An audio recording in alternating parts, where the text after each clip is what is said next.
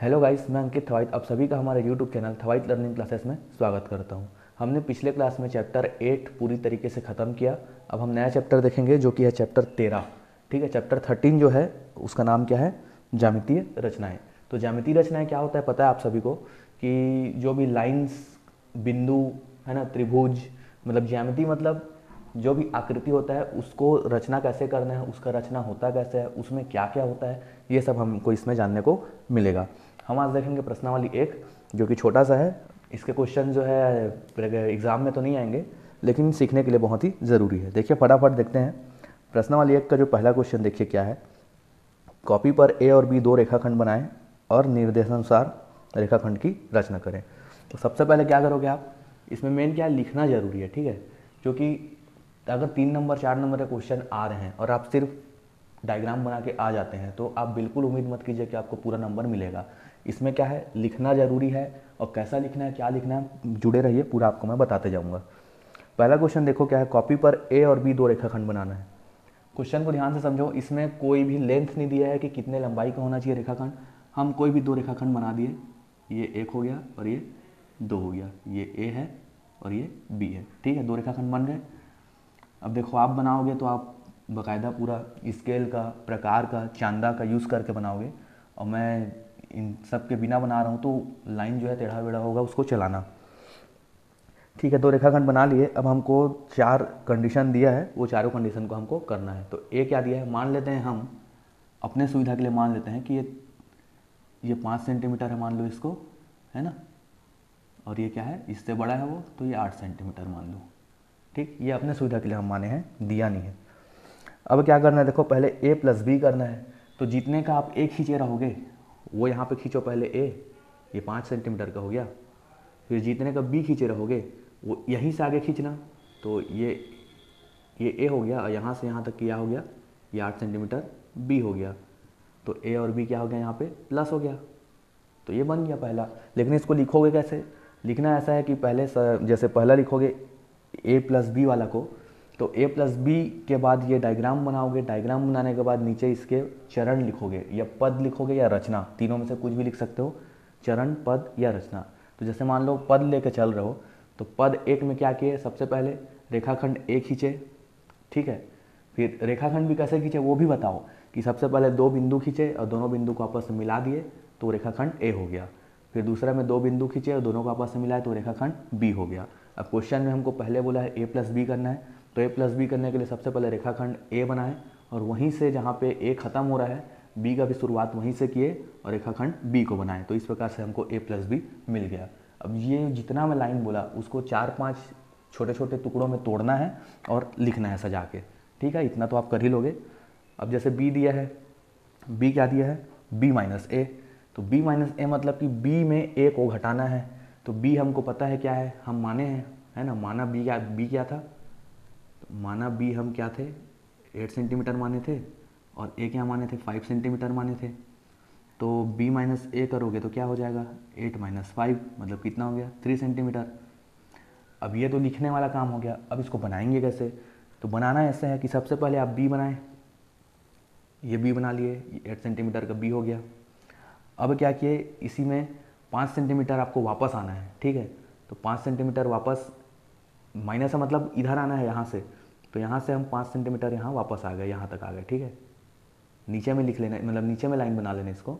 तो 5 सेंटीमीटर का क्या हो गया, ए हो गया। तो ये क्या बच गया, ये बच गया, ये क्या है हमारा b माइनस ए। तो डायग्राम ऐसा बनाना, फिर लास्ट में लिख देना, लास्ट में ये वाला डायग्राम बना के इसमें b माइनस ए कर देना और ये कितना हो जाएगा, 3 सेंटीमीटर। तो इसमें दो प्रकार का डायग्राम बन गया।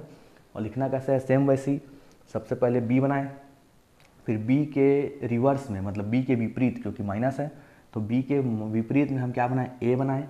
तो ये वाला डायग्राम मिल गया और b माइनस ए वहाँ बच गया। तो जो बचा उसको हम दोबारा फिर बना के बता रहे हैं कितना 3 सेंटीमीटर हमको b माइनस ए प्राप्त हो गया है। c देखो क्या है, सेम वही है, b को 2 बार करना है। तो b जितना था ये b हो गया, एक बार 8, फिर यहाँ से यहाँ तक फिर एक बार 8 हो गया। ठीक है, मान के चलो, आगे पीछे हो सकता है। ये 8 सेंटीमीटर का हो गया दोनों, यहाँ से यहाँ तक। ये 2b हो गया, ये एक भी था, ये एक भी था, दोनों मिलकर 2b हो गया। अब इसमें a जोड़ना है, तो a कितना है, 5 है, तो यहाँ फिर खींच दो 5 सेंटीमीटर। तो टोटल कितना हो गया यहाँ से यहाँ तक, 8 8 16 मतलब कि 2b बोला है, 2b मतलब कि 2 और b कितना है 8, तो 8 दूनी 16 तो यही हो गया। और a बोला है, a कितना है 5, और लास्ट में क्या बोला है 2b प्लस a मतलब कि 16 प्लस 5, मतलब ये कितना सेंटीमीटर का हो गया 21 सेंटीमीटर का, 21 सेंटीमीटर। तो इतना जितना बोर्ड में दिख रहा है उतना तो करना ही है, साथ में एक्स्ट्रा इसमें लिखना रहता है क्योंकि ये ज्यामिति के क्वेश्चंस हैं। तो लिखोगे कैसे, वही बताया। सबसे पहले बी बनाए, ठीक है। बी कैसे बनाए, दो बिंदुओं को आपस में जोड़कर एक रेखाखंड बी बनाया जिसका लेंथ हम 8 सेंटीमीटर माने। अब इसमें 2b बोला है तो हम उस जहाँ b खत्म हो रहा है वहाँ से एक और b बनाए, है ना, तो वो 2b हो गया। और इसमें a जोड़ना था तो जहाँ पे दूसरा b खत्म हो रहा है वहाँ से फिर a बनाए। तो इस प्रकार 8 8 और 5 सेंटीमीटर का हमको एक लंबा रेखाखंड प्राप्त हुआ जिनका आपस का योग कितना है 21 सेंटीमीटर। और कैसे है 21 सेंटीमीटर वो बताने के लिए ये वाला इसको 3 लाइन को लिख दोगे तो उससे ये क्वेश्चन सॉल्व हो जाएगा, ठीक। अब जो लास्ट है उसको आप खुद से बनाना डी को, क्योंकि 3 क्वेश्चन आपने बताया, तीनों से समझ में आ गया होगा कि डी कैसे समझ बनाना है, ठीक। तो पहला क्वेश्चन में ज़्यादा कुछ था नहीं, सिंपल था। अब दूसरा देखो, दूसरा क्या है, प्रकार और रूलर की सहायता से इन मापों के कोण बनाना है। तो ये तो आपको आता ही होगा, ये हालांकि ये क्वेश्चन आएगा ही नहीं एग्जाम में, लेकिन जानना जरूरी है कि कैसे बनाते हैं कोण।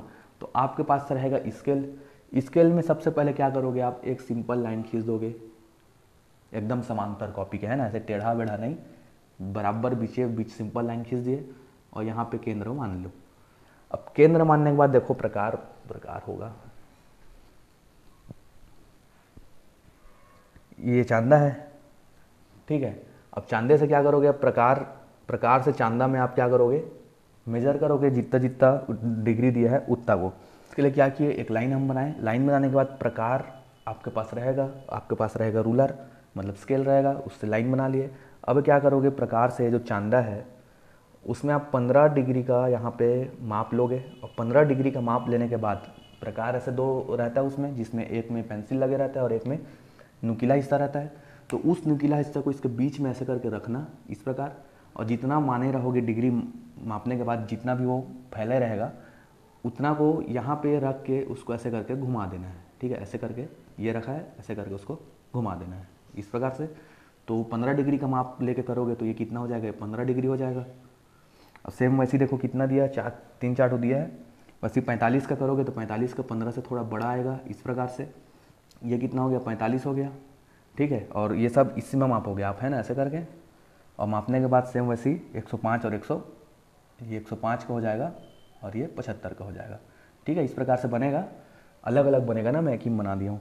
ये क्वेश्चन आएगा नहीं, ये सिर्फ जानने समझने के लिए है। जैसे तीसरा क्वेश्चन दिया है, अभी जो पहला बनाया सेम वैसी है, पहला रेखाखंड से था, मतलब रेखा में हम लोग जोड़ घटाव कर रहे थे ए बी में, इसमें कोण में करना है। तो दो कोण दिया है एक्स और वाई, जिसमें जो एक्स है वो अधिक कोण है और वाई जो क्या है वो न्यून कोण है। अब अधिक कोण और न्यून कोण क्या होता है ये पता है या नहीं वो जरूरी है पहले। तो देखो अधिक कोण मतलब कि ऐसा कोण जो 90 डिग्री से ज़्यादा हो। 90 डिग्री मतलब ये है 90 डिग्री का कोण, ठीक है, 90 डिग्री, इसको क्या बोलते हैं समकोण, ठीक है। ये क्या होता है समकोण। तो जो समकोण होता है वो 90 डिग्री का होता है, लेकिन अगर यही मान लो 90 से इधर झुक गया आगे साइड, इस साइड, तो 90 से कम हो जाएगा, तो उस स्थिति में उसको क्या बोलेंगे न्यून कोण। भले ही वो 89 का रहे, 85 का रहे, 80 का रहे, 70 का रहे, वो न्यून कोण हो जाएगा। लेकिन अगर इसी लाइन को हम इधर झुका दें इस साइड, तो 90 से ज़्यादा हो जाएगा, भले ही 91 हो, 105 हो, जो भी हो, तो वो क्या हो जाता है अधिक कोण। तो उसी प्रकार देखो क्वेश्चन में दो कोण दिया है एक्स और वाई, जिसमें एक्स अधिक कोण दिख रहा है, देखो ये 90 का है, ये 90 से इधर झुका हुआ है, 90 से ज़्यादा है, और सेम वैसे ये 90 से कम है। तो दो कोण हमको दिए हैं एक्स और वाई। अब हमको क्या करना है, एक्स माइनस वाई करना है। पहला दिया है एक्स माइनस वाई, जो कोण एक्स है उससे कोण वाई को घटाना है। सबसे पहले क्या करोगे, एक रहेगा चांदा आपके पास, चांदा से क्या करोगे, इसको मेजर करोगे कि ये कितने कोण का है, ठीक है। ये लगभग 110 115 का आएगा, ठीक है।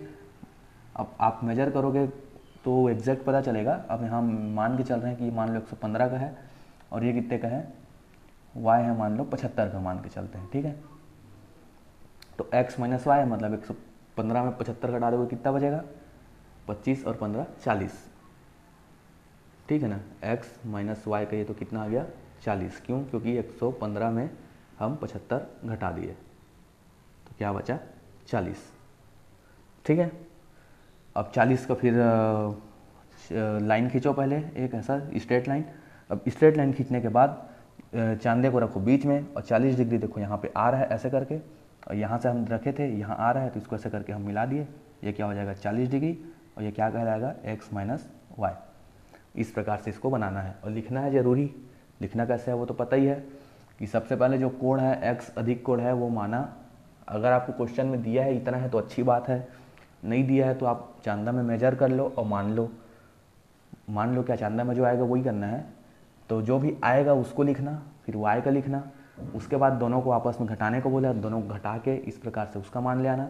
फिर इसको बनाना, इसको बनाने के लिए क्या करोगे, सर्वप्रथम क्या किया हम, एक रूलर से एक स्ट्रेट लाइन खींचे, समांतर लाइन।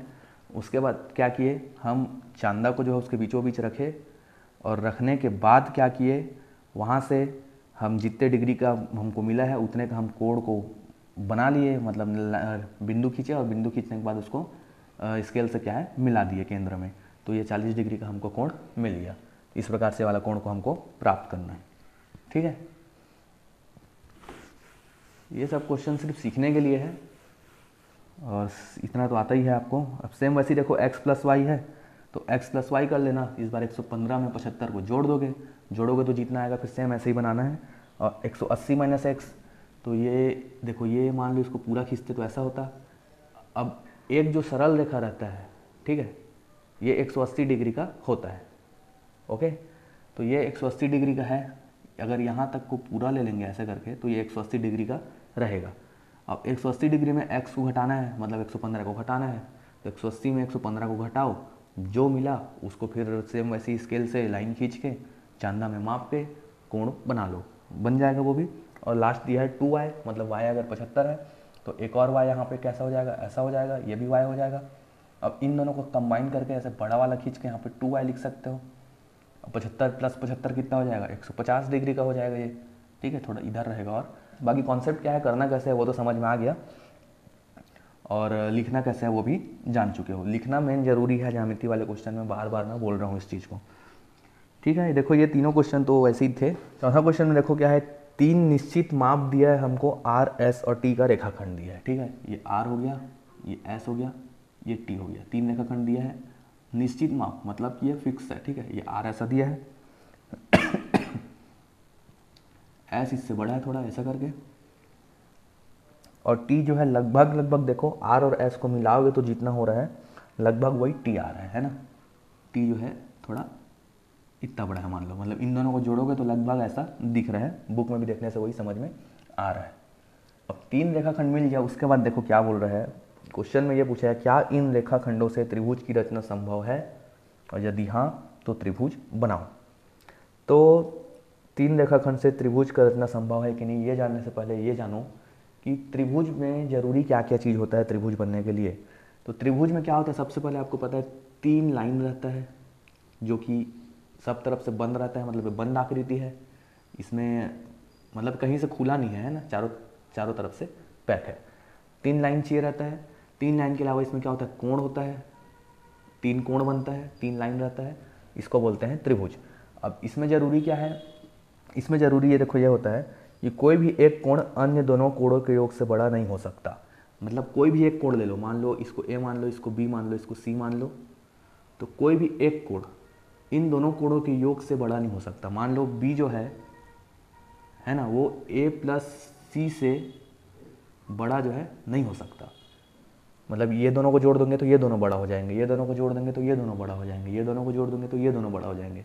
ऐसा नहीं कि ये दोनों को जोड़ दिया तो वो इससे छोटा रहे, ठीक है। मेन लाइन समझ गए कि कोई भी एक कोण अन्य दोनों कोणों के योग से बड़ा नहीं हो सकता, ठीक। या फिर एक और इसमें मेन चीज़ ये रहता है कि एक कोण अन्य दोनों कोणों के योग के बराबर या उससे कम होता है। जैसे मान लो ये 3 कोण हैं, तीनों कोण में कोई भी एक कोण को ले लोगे तो वो अन्य जो दोनों कोण हैं उनके योग के या तो बराबर होगा या तो उससे कम होगा। जैसे मान लो हम समकोण त्रिभुज का बात करते हैं, ये हो गया, ठीक है। ये 90 डिग्री का रहता है समकोण त्रिभुज में, ये 45 का रहता है और ये ये भी 45 का रहेगा। क्यों? क्योंकि एक चीज़ याद रखना हमेशा सबसे ज़रूरी त्रिभुज में, कि त्रिभुज के तीनों कोणों का योग कितना होता है, 180 अंश होता है, फिक्स। अब समकोण में जब ये 90 हो गया तो ये दोनों 45-45 हो गए। सेम वैसे एक क्या कोण क्या होता है, समबाहु होता है, जिसमें ये तीनों 60-60 का रहते हैं। ऐसी कई ठो और त्रिभुज होता है, अधिक कोण का होता है, न्यून कोण का होता है, समद्विबाहु होता है ना, बहुत सारा होता है। तो हम अगले ये लाइन क्या देख रहे थे, एक कोण अन्य दोनों कोणों के योग के बराबर या उससे कम होता है। तो कोई भी एक कोण मान लो, जैसे इसको ए बी सी दे दिए हम, है ना, तो जो बी है वो कितना है, 90 है, और ए प्लस सी कितना है, ये भी 90 है। तो देखो बी 90 है और ए प्लस सी भी 90 है, मतलब कि इन दोनों को जोड़े तो इससे जो है ज़्यादा तो नहीं हुआ, ए प्लस सी से बराबर हो सकता है, कम भले ही हो सकता है, ज़्यादा नहीं हो सकता। तो इस प्रकार से त्रिभुज का 2-3 कॉन्सेप्ट था। इसको जब समझ गए तो फिर अब ये समझ में आएगा कि क्या इन रेखाखंडों से त्रिभुज का रचना संभव है, और हाँ तो क्यों। देखो संभव तो है, ये छोटा लाइन है, ये उससे बड़ा लाइन है, ये उससे बड़ा लाइन है। मान लो अगर हम त्रिभुज बनाते हैं, है तो बनाए बोला है, क्यों नहीं बोला है। मान लो त्रिभुज बनाते हैं तो त्रिभुज में एक और चीज़ होता है, क्या होता है, लंब कर्ण आधार। ठीक है, एक और चीज़ देखते हैं क्योंकि ये लाइन वाला है, कोण वाला नहीं है। अभी जो बताया मैं वो कोण वाला था। लाइन वाले में देखो क्या होता है, लंब कर्ण और आधार होता है। तो ये जो बड़ा रहता है उसको बोलते हैं कर्ण, जो नीचे रहता है उसको बोलते हैं आधार। ठीक है, और जो बच गया जो सीधा रहता है वो क्या होता है, लंब। इस प्रकार से त्रिभुज में 3 कोण होते हैं, लंब कर्ण, इस प्रकार से त्रिभुज में 3 चीज होते हैं, लंब कर्ण और आधार। तो कर्ण हमेशा क्या होता है, वो होता है इन दोनों से बड़ा होता है। तो जो बड़ा वाला रहता है हमेशा वो क्या बनता है, कर्ण बनता है। ठीक है, और बाकी ये दोनों छोटा बड़ा हो सकते हैं। इसका भी एक वो है, एक सर्वसमीका है, मतलब एक पाइथागोरस प्रमेय बोलते हैं इसको, जिसमें कर्ण का स्क्वायर क्या होता है, वो लंब के स्क्वायर प्लस आधार के स्क्वायर के बराबर होता है। ठीक है, ये आगे देखेंगे। इस प्रकार से एक प्रमेय रहता है जिसको बोलते हैं पाइथागोरस प्रमेय। कर्ण के स्क्वायर करोगे और वो लंब के स्क्वायर प्लस आधार के स्क्वायर करोगे तो उसके बराबर होता है। ठीक, तो अब हम ये भी जान गए कि इसमें लंब कर्ण आधार होता है त्रिभुज में। अब हम बनाते हैं त्रिभुज। तो देखो जो टी है वो सबसे बड़ा है, वो बनेगा हमारा कर्ण। तो ये हो गया टी। अब आर और एस दिया है, तो या तो आर को नीचे लो या एस को नीचे लो, कोई फर्क नहीं पड़ना है। एस को हम नीचे ले लेते हैं, तो एस जो है थोड़ा सा टी से तो छोटा है और आर से बड़ा है, ऐसा हो गया। अब देखो इसके बाद क्या कर सकते हो, अब देखो जरूरी नहीं कि इसको ऐसे ही लेना है, इसको चाहो तो आप ऐसे भी ले सकते हो, इस प्रकार से, है ना। स्ट्रेट लेना ही जरूरी नहीं है, त्रिभुज तो कैसे भी हो सकता है। ये भी त्रिभुज है, ये भी त्रिभुज है, ये भी त्रिभुज है ना। तो त्रिभुज तो कुछ भी हो सकता है, लेकिन अधिकतर हम क्या करते हैं, स्ट्रेट लाइन लेकर बीच में चलते हैं। तो ये एस हो गया मान लो, और ये आर। तो देखो त्रिभुज बन पा रहे क्या, अगर इसको हम नीचे भी लेते, ये टी तो ये कर्ण रहेगा पक्का है, मान लो यहाँ आर ले लिए ऐसा करके, तो एस उतना है ही नहीं कि यहाँ से यहाँ वो कवर कर पाए, क्योंकि यहाँ से यहाँ कवर करेगा मतलब कि वो तो टी के बराबर आ जा रहा है, लेकिन क्वेश्चन में तो दिख रहा है कि एस जो है टी से छोटा है। तो इन तीनों को आप कैसे भी फिट करो, संभव नहीं हो पा रहा है त्रिभुज का बनना। ठीक है, तो त्रिभुज इसमें क्या हो रहा है, नहीं बन रहा है। ठीक, दूसरा क्या बोल रहा है कि क्या एस टी व आर प्लस टी से त्रिभुज बन पाएगा। तो एक मान लिए एस, एक मान लिए टी, और एक है आर प्लस टी, है ना। आर प्लस टी क्या हो जाएगा, आर जितना था आर को ले लिए, अब टी जितना है टी को ले लिए, ऐसा करके तो ये इतना बड़ा हो गया। तो जब इन तीनों से नहीं बन पाया तो एस टी और आर प्लस टी, मतलब कि इन तीनों से कहाँ बन पाएगा, नहीं बन पाएगा। तो इस प्रकार से क्या है कि इसका जो लेंथ है वो आगे पीछे मतलब बहुत ज़्यादा दूरी में है, और उसको कैसे भी फिट करो त्रिभुज का बनना मुश्किल है। तो इसमें क्या है, त्रिभुज नहीं बन पाएगा। ठीक है, इसमें कारण में वही दोगे कि जो आर है, एस और टी है, उनके जो रेखाखंड है उनका लंबाई इस प्रकार है कि अगर उसको हम लंब कर्ण और आधार के पाइथागोरस प्रमेय के अनुसार त्रिभुज को बनाने का कोशिश करेंगे तो वो बैठेगा ही नहीं सामंजस्य उसमें आपस में, तो वो त्रिभुज नहीं बन पाएगा। क्यों? क्योंकि त्रिभुज क्या होता है, बंद आकृति होता है, मतलब सब तरफ से उसको बंद होना जरूरी है। ये त्रिभुज नहीं है, ठीक है, इसको ऐसे करके बंद होना पड़ेगा। तो बंद होने के लिए बराबर पर्याप्त लेंथ ही नहीं है, तो त्रिभुज का बनना मुश्किल है। ठीक है, इसमें ऐसा भी है कि अगर आप ज़्यादा दिमाग लगाओ तो बना भी सकते हो, ये दोनों प्रकार से होता है इसमें। तो ये क्वेश्चन वैसे भी इम्पोर्टेंट है नहीं, इसको जाने दो, छोड़ो। एक दिया है लास्ट क्वेश्चन कि एक त्रिभुज ए बी सी का रचना करना है, ठीक है। अब ये है बढ़िया क्वेश्चन इस चैप्टर का, यही एक अच्छा क्वेश्चन है जो कि आने लायक है। तो क्या करोगे, देखो सबसे पहले त्रिभुज बनाओगे, त्रिभुज बनाने का भी पूरा रचना आपको लिखना है। पांचवें क्वेश्चन में क्या करोगे, ये सबसे अच्छा क्वेश्चन है, इसको ध्यान से देखना। क्या बोल रहा है, त्रिभुज ए बी सी का रचना करना है। ए बी सी का रचना कैसे करोगे, सबसे पहले हम क्या करेंगे, दो बिंदु बनाए, ठीक। अब दोनों बिंदु को आपस में जोड़ दिए, ये लिखने का कॉन्सेप्ट है, ठीक है। त्रिभुज का रचना, उसका पद देखोगे तो पद नंबर 1 में क्या रहेगा, दो बिंदु बनाए हम समांतर आपस में, दोनों को एक रेखाखंड से जोड़ दिए। अब क्या किए कि दोनों बिंदु से एक निश्चित दूरी में हम एक त्रिज्या लिए, किससे लिए त्रिज्या, प्रकार से। प्रकार मतलब जो ऐसे करके ऐसे फैलता है वो वाला प्रकार, ठीक है। तो यहाँ से हम रखे उसके नोक को और एक त्रिज्या लिए, उस त्रिज्या से हम यहाँ पे एक ऐसे करके बिंदु डाल दिए, ऐसा करके डाल दिए बिंदु, चलो ऊपर डाल दो, और मान लो बड़ा है ये, तो यहाँ पे ऐसे करके बिंदु डाल दिए। अब उस प्रकार को बिना छेड़खानी किए यहाँ पे रखना है, और यहाँ से भी वहाँ पे बिंदु डाल देना है, ऐसे करके, ठीक है। बिंदु डल गया। अब इस बिंदु को इसके सिरे के यहाँ से भी मिला दिए और यहाँ से भी मिला दिए, ये क्या बन गया, त्रिभुज। ये हो गया ए बी सी, क्योंकि यही बनाना था हमको, तो ए बी सी बन गया त्रिभुज। अब इसका रचना समझ में आया कैसे करना है, दो बिंदु लिए पहला, फिर उसको मिला दिए, हो गया पहला खत्म। दूसरा लाइन में क्या करेंगे कि दोनों बिंदुओं को नाम दे दिए बी सी। अब बी में जो है प्रकार रखे और एक निश्चित त्रिज्या का माप लेकर जो है एक बिंदु बनाए ए, फिर वहीं पे सी में गए, वहाँ से फिर देखे कि हम वो पहुँच रहे, वो बराबर पहुँच रहे कि नहीं, मतलब यहाँ से जो इतना में लिए वो यहाँ भी रख के उतने में पहुँच रहे कि नहीं, कि इधर उधर थोड़ी हो रहा है ऊपर नीचे, वो चेक करना है। तो वो चेक कर लिए, वो भी वहीं पे आएगा, क्योंकि हम प्रकार में कोई छेड़खानी करे नहीं रहेंगे, तो यहाँ पे ये भी आ जाएगा। फिर सारे लाइन को आपस में मिला दिए, तो इस प्रकार त्रिभुज ए बी सी का रचना हो गया, पहला लाइन हो गया। अब क्या करना है, देखो शीर्ष ए से भुजा बी सी के समांतर एक रेखा का रचना करना है, शीर्ष ए से, ठीक है। तो शीर्ष जो ए है, अब क्या करोगे, फिर प्रकार लोगे, अब प्रकार को एक निश्चित लेंथ में सेट कर दिए, ठीक है। प्रकार मतलब कैसा रहता है, ये ऐसा रहेगा, ये ऐसा रहेगा, और एक ऐसा करके निकले रहता है, जिसमें ऐसे करके यहाँ पे पेंसिल फंसाने का रहता है। इसी में फिर कैसे कर देंगे, पेंसिल को ऐसे फंसाते हैं, ठीक है, ऐसे करके ये पेंसिल रहता है। तो यहाँ पे ये ऐसे करके रहता है, ठीक है। प्रकार इस प्रकार से रहता है। तो ये जो लेंथ है ना, ये क्या है, इसको हम ऐसे करके फैला सकते हैं, ऐसे करके फैला भी सकते हैं, पास भी ला सकते हैं। तो ये जो लेंथ है ये फिक्स रहना चाहिए। मान लो हम इसको इतने में सेट कर दिए, ठीक है, इतने में इसको हम सेट कर दिए। उतने में सेट करने के बाद क्या करना है, शीर्ष ए से भुजा बी सी के समांतर एक रेखा खींचना है। उतने में सेट करने के बाद ये जो नुकीला हिस्सा है उसको ए में रखे, और जो जितने में सेट है वहाँ से यहाँ पे ऐसे करके चाप काट दिए, ठीक है। मतलब ये नुकीला हिस्सा यहाँ पे है, ऐसे करके यहाँ पे ऐसे करके चाप काटे। सेम वैसे ही इसमें भी करेंगे, इस वाले में, तो यहाँ पे ऐसे करके चाप कटाएगा, ठीक। अब ये जो दोनों चाप कटा है उसको एक रेखा से हम ऐसे करके जोड़ दिए। अब ये जो रेखा से जोड़े, ये जो रेखा है, मान लो ये आर एस मान लो इसको, तो ये जो रेखा है वो बी सी के समांतर है। समांतर का मतलब क्या होता है कि जैसे मान लो ये रेखा है और ये रेखा है, तो इस रेखा के किसी भी बिंदु से दूसरे रेखा तक का दूरी को अगर आप देखोगे, नापोगे कहीं से भी, तो वो हर कंडीशन में बराबर होना चाहिए। मान लो 3 है तो ये भी 3 सेंटीमीटर 3 ही होना चाहिए। जैसे ये समांतर हो गया, देखो ये दोनों समांतर है।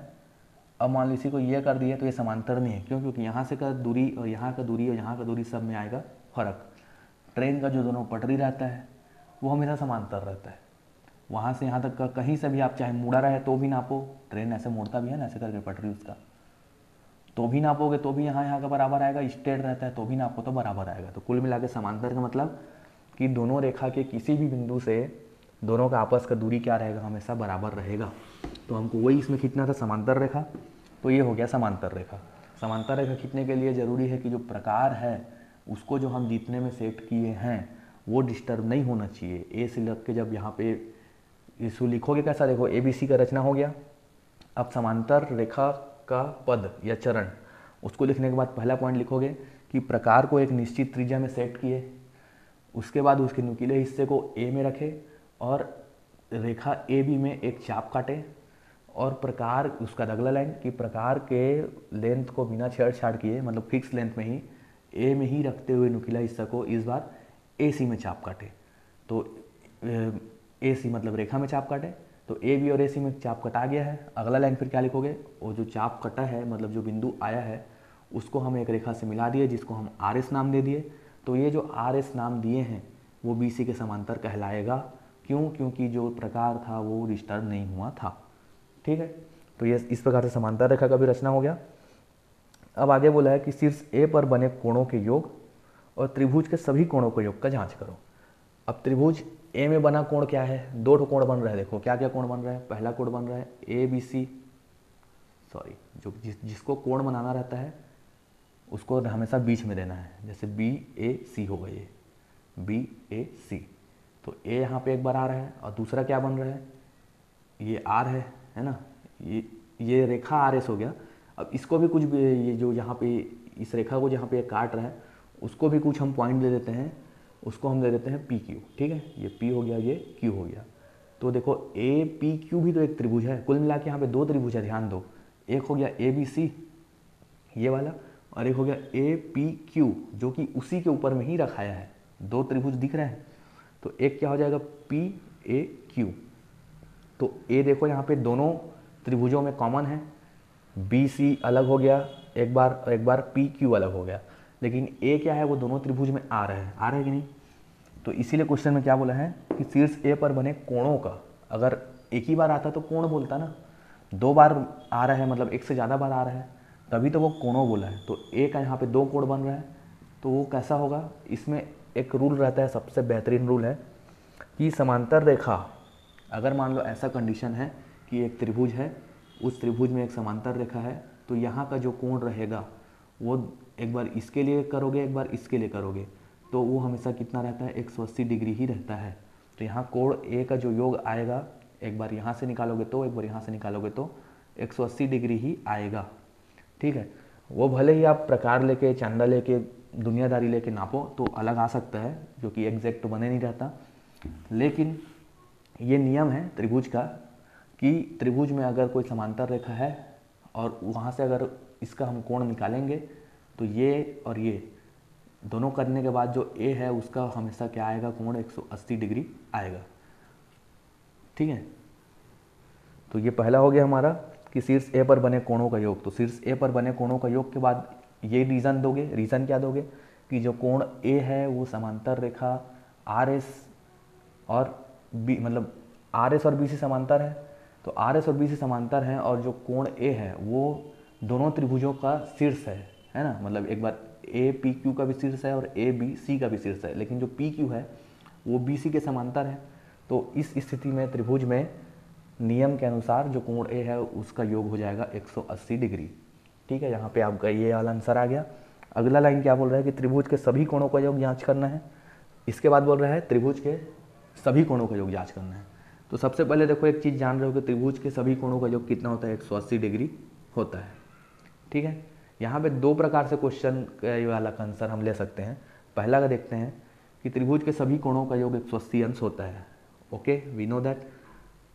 दो त्रिभुज है इसमें ए पी क्यू, ये ए पी क्यू, ठीक है, और एक है ये ए क्या है, ये बी सी, ऐसा करके है दो त्रिभुज है और इसका हमको सभी कोणों का योग निकालना है, मतलब इसका इसका इसका भी और इसका इसका इसका भी।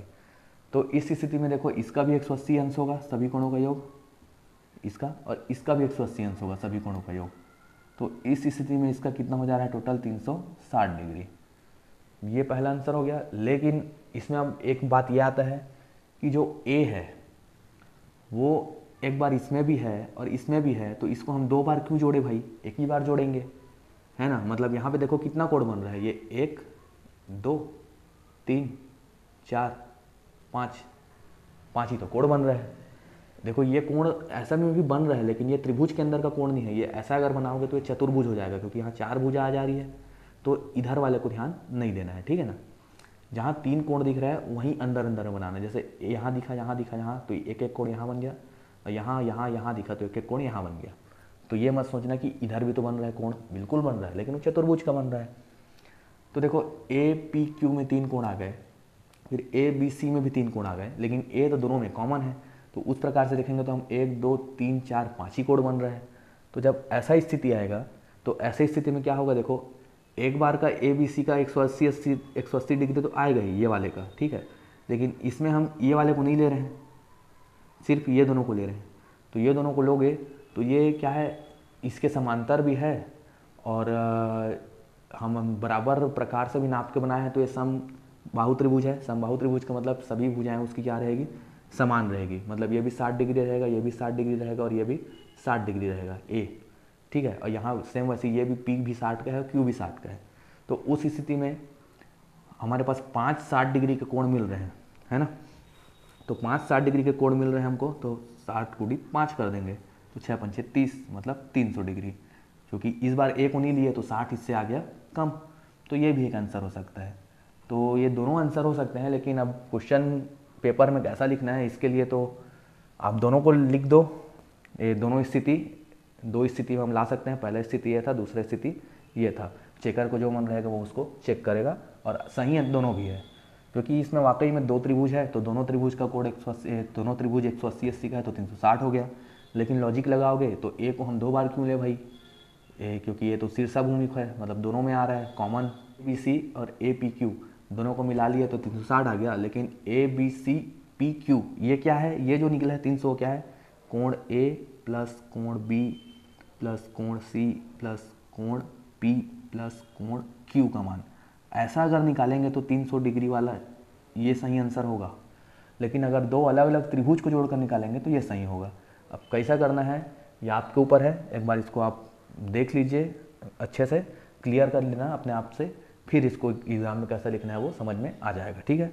तो मेरे हिसाब से दोनों सही हैं, लेकिन ये चेकर के ऊपर है और आपके ऊपर है कि आप इसको कैसे बनाते हैं। तो इस प्रकार से देखो आज का प्रश्नावली 1 हम ख़त्म करते हैं। ये सिर्फ सीखने के लिए था। अगले वीडियो में हम देखेंगे प्रश्नावली 2, जो कि समझने के लिए अच्छा चीज़ रहेगा। हम मिलेंगे अगले वीडियो में। आप कंटेंट को हमारे शेयर कीजिए अपने दोस्तों के साथ और पढ़िए अच्छे से। धन्यवाद।